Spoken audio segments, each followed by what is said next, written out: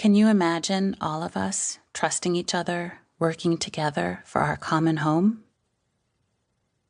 Eunice Newton Foote rarely gets the credit she's due. In 1856, Foote theorized that changes in carbon dioxide in the atmosphere could affect the Earth's temperature. She was the first woman in climate science, but history overlooked her until just a few years ago. Foote arrived at her breakthrough idea through experimentation. With an air pump, 2 glass cylinders, and 4 thermometers, she tested the impact of carbonic acid gas, the term for carbon dioxide in her day, against common air.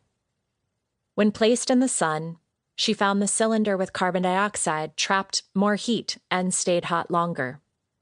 From a simple experiment, she drew a profound conclusion. An atmosphere of that gas would give to our Earth a high temperature. And if, as some suppose, at one period of its history, the air had mixed with it a larger proportion than at present, an increased temperature must have necessarily resulted. In other words, she connected the dots between carbon dioxide and planetary warming, and she did it more than 160 years ago.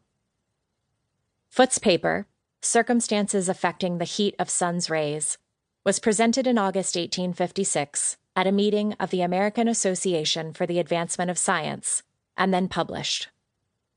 For unknown reasons, it was read aloud by Joseph Henry, Secretary of the Smithsonian, rather than by Foote herself.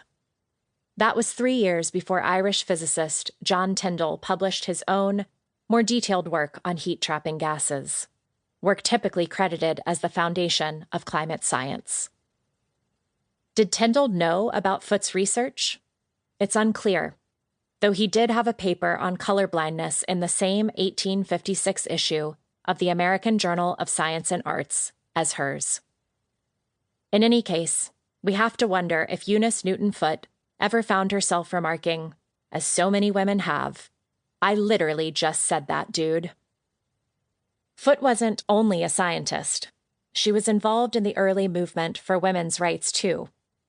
Her name appears on the list of signatories to the 1848 Seneca Falls Declaration of Sentiments, a manifesto created during the first Women's Rights Convention in the United States, right below suffragist Elizabeth Cady Stanton. Foote's husband, Elisha, and abolitionist philosopher Frederick Douglass also signed on, under gentlemen. Of note, John Tyndall opposed women's suffrage. Foote, it seems, was a climate feminist. The same patriarchal power structure that oppresses and exploits girls, women, and non-binary people, and constricts and contorts boys and men, also wreaks destruction on the natural world. Dominance, supremacy, violence, extraction, egotism, greed, ruthless competition. These hallmarks of patriarchy fuel the climate crisis just as surely as they do inequality, colluding with racism along the way. Patriarchy silences, breeds contempt, fuels destructive capitalism, and plays a zero-sum game. Its harms are chronic, cumulative, and fundamentally planetary. And these structures are being actively upended. The People's Climate March and the Women's March, school strikes for climate and the Me Too movement, rebellions against extinction, and declarations that time's up.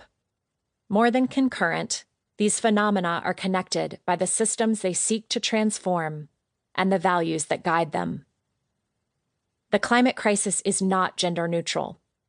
Climate change is a powerful threat multiplier, making existing vulnerabilities and injustices worse.